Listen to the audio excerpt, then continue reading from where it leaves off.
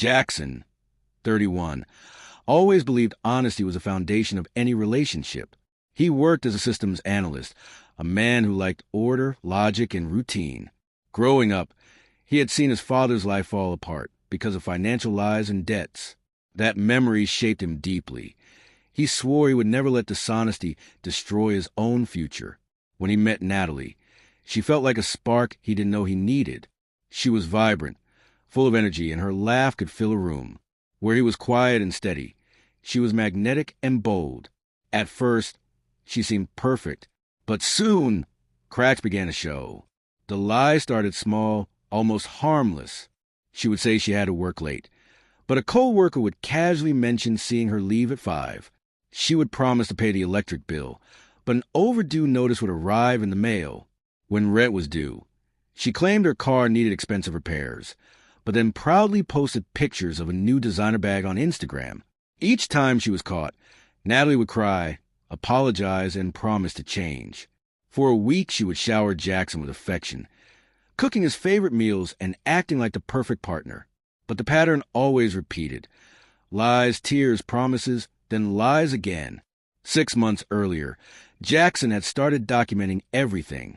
Screenshots, texts, receipts, contradictions. Proof that he wasn't losing his mind. He didn't even know exactly why he did it, but part of him must have known that one day he would need this evidence. The weight of her lies had turned their home into a place of doubt and suspicion instead of love. The breaking point came at a family barbecue. The smell of grilled food lingered in the air. Kids laughed in the background, and Jackson was sipping a soda when Natalie's cousin congratulated him on the engagement. Confused, Jackson asked what he meant, and the cousin showed him a picture of a diamond ring Natalie had sent. His stomach dropped. There had been no proposal, no ring, no conversation about marriage. Later that night, in their apartment, he confronted her. When Jackson demanded the truth, Natalie smirked and said, "You must have forgotten proposing." She tried to gaslight him, twisting his reality as she always did. But Jackson was ready this time. He pulled out his phone, showed her the reverse image search, and revealed the ring photos were stolen stock images from Pinterest. Natalie's expression didn't break into tears or apologies this time. Instead, she crossed her arms and said flatly, "So what? Everyone lies. This is who I am. Take it or leave it." The room went silent.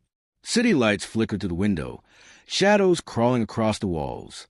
For the first time in 4 years, Jackson saw the truth clearly, and as her words hung heavy in the air, he knew this was the beginning of the end.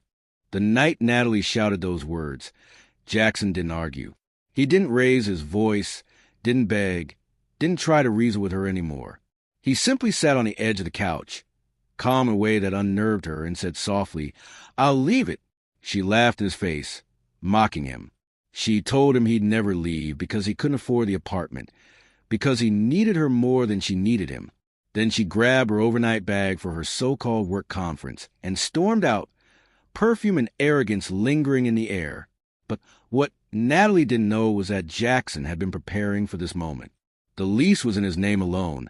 She had never signed a renewal, though she claimed she had. Another lie. He could afford the apartment on his own, always could. He had only insisted on splitting bills because it was fair. Now, for the first time, fairness no longer mattered. Jackson took Thursday and Friday off work, and the apartment slowly transformed into something new. He rented a small storage unit nearby and began packing with methodical precision. Every item they had bought together was divided in half. 8 plates? He took 4. The coffee maker they both used? He took it, but left half the pod behind. Even the 2 succulents by the window were split, one for him, one for her. Her personal things, though, he left untouched. Her clothes, her jewelry, her laptop, all remained neatly organized in the bedroom. Jackson wasn't taking revenge. He was reclaiming his life. The process was exhausting but liberating. Each box sealed was like a layer of lies being stripped away. For the first time in years, he felt light. When the last of his things were moved, the apartment looked half empty and strangely more honest. On the kitchen counter, he placed a single note, words he had carefully written to leave no confusion. "Natalie, you asked me to take it or leave it. I've chosen to leave it. Your belongings are in the bedroom. You have 30 days to find a new place as per state law. Your November rent portion, $100, is due by the 5th or eviction proceedings will begin. The engagement photos you sent your family are saved on the tablet in case you need them for your next relationship. Jackson. Then he set down the keys, took one last look at the space they had once called theirs, and walked out. He didn't slam the door. He didn't cry. He simply left, carrying boxes of his life into a new beginning. That night, he stayed with his brother, his phone silent but buzzing with notifications he refused to answer. Natalie, meanwhile, laughed with her friends on her conference trip, sipping cocktails and soaking in the freedom she thought she still controlled. She believed Jackson would always forgive her, that he would be waiting when she returned. But waiting for her was not forgiveness. Waiting for her was a truth. Half an apartment, a letter on the counter, and the reality that her safety net was gone. Natalie returned late Sunday evening, rolling her suitcase into the apartment with the same confidence she always carried. She was expecting the familiar warmth of Jackson waiting, maybe dinner, maybe a fight she would smooth over with tears and charm. Instead, the moment she opened the door, her smile froze. The living room was half empty, the TV stand gone, the shelves bare. Even the row of mugs on the counter had been cut in half. On the kitchen counter sat a single note in Jackson's steady handwriting. By 8:30 that night, Jackson's phone lit up. First a single call, then two, then dozens.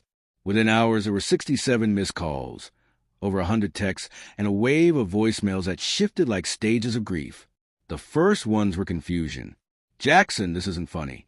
Where's the TV? Where are my things? Then came anger. You can't just evict me. I'll call the cops. You're a thief. Then bargaining. Baby, please, let's talk. You really would throw away 4 years over some white lies? I love you. And finally, threats. You'll regret this. Everyone will know what kind of person you really are. Jackson didn't answer once. He sat in his brother Derek's living room, phone face down, documenting everything. Every message, every voicemail, saved. Derek's house smelled faintly of old leather and coffee, and the steady hum of his brother's quiet life was a welcome contrast to chaos erupting on Jackson's phone. By morning, Natalie's panic had grown bolder. She marched into the apartment complex office, insisting Jackson had abandoned the property and demanding her name be added to the lease. The property manager, confused, called Jackson directly. Within minutes, he emailed the lease agreement proving she had never signed the renewal. Natalie's face must have burned when the manager told her she had no legal standing. But she didn't stop there. That afternoon, Jackson's mother called. Natalie had gotten her first. Cry about being left homeless and financially abused. Jackson's mom, however, wasn't fooled. She had seen Natalie's theatrics before, including the time she faked a pregnancy to get out of helping with Thanksgiving. Calmly, she told Natalie, maybe you should have saved some of the money you spent on fake engagement photos. The real blow came a few hours later. Jackson received a call from Natalie's boss. She had listed him as her emergency contact, and the company was concerned since she hadn't shown up for her shift. When Jackson explained she was at a work conference, her boss went silent. Then he said, "What conference? We don't have any scheduled this year." Jackson forwarded him the email Natalie had sent, the one with the company's logo photoshopped onto it. The boss was furious. By the end of the call, Jackson realized Natalie's lies had finally stretched too far. Her games weren't just damaging their relationship anymore. They were about to destroy her career. That night, the texts kept pouring in. "Did you call my job? You're trying to ruin my life. You're abusive. I'll tell everyone the truth about you." The projection was breathtaking. She had forged company emails, lied about trips, pretended to be engaged, and somehow Jackson was a villain. Still, he didn't answer. He didn't need to. Natalie's carefully built facade was already crumbling, and the world was beginning to see her for who she truly was. By midweek, Natalie's mask was slipping fast. Her social media, once full of glamorous posts and carefully curated selfies, had gone quiet. The same friend she flaunted her conference trip, to her now whispering about why she was suddenly back in town with no photos, no proof, and no job to return to. Natalie had always thrived on attention, likes, compliments, envy, but now the silence online was louder than applause had ever been. In the apartment, her panic grew daily.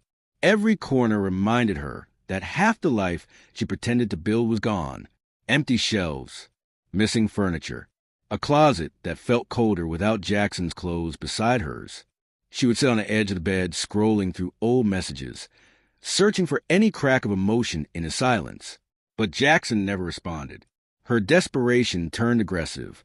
She showed up outside Derek's house, pounding on the door, screaming that Jackson was destroying her. Derek recorded the entire incident, his camera steady as Natalie hurled insults and threats.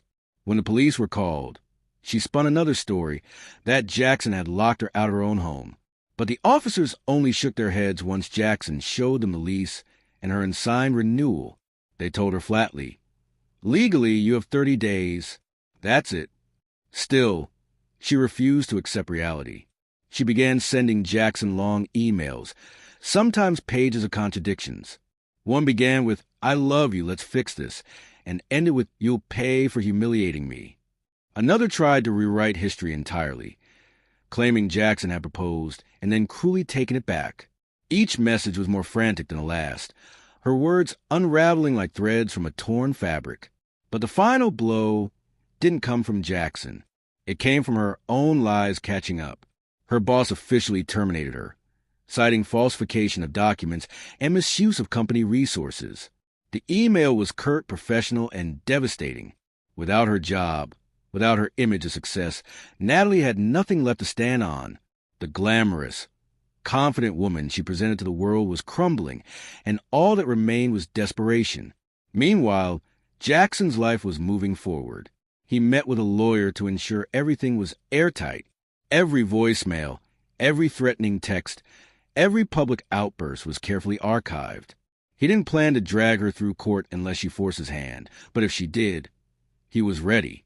For once, he felt control, not over her, but over himself. His silence was no longer fear. It was power. At night, while Natalie paced the empty apartment, Jackson sat on his brother's porch, breathing in the cool autumn air. For years, his nights had been filled with anxiety, waiting for the next lie to surface. Now they were filled with peace. But even peace carries a shadow. Jackson knew Natalie well enough to understand. She wasn't finished. Not yet. And when a liar runs out of lies, sometimes the only thing left is chaos.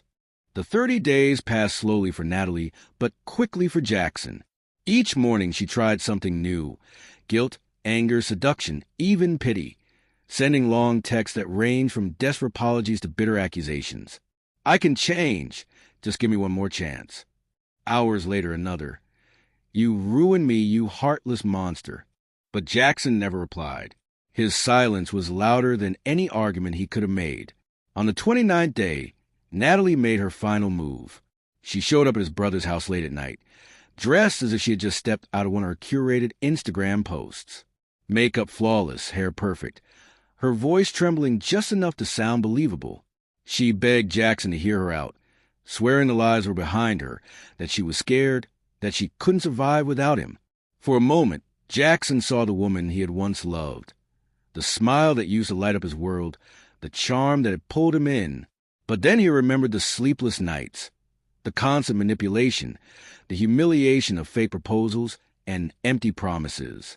He remembered the feeling of standing in his own apartment, realizing half his life had been built on illusions. Quietly, he told her the truth. "Natalie, I don't hate you. I just don't believe you anymore. And without trust, there's nothing left."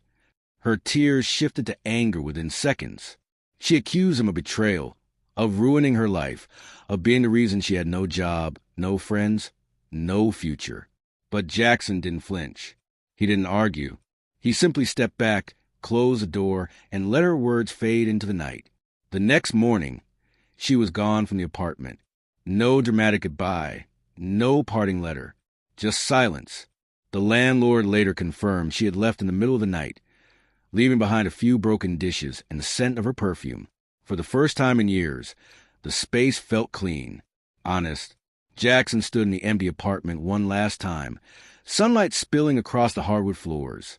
He could almost hear the echoes of laughter that had once filled the room and the lies that had poisoned it. Both were part of his past now. He locked the door and walked away, not with bitterness, but with clarity. The truth was simple. Sometimes love isn't lost, it's revealed. And what he had with Natalie was never love. It was an illusion built on lies, finally shattered. As he drove to his brother's house, windows rolled down and cool air rushing in, Jackson felt something he hadn't felt in years, freedom. And though the scars of her betrayal would linger, they were no longer chains. They were reminders that he had survived. And survival, after all, was the greatest revenge.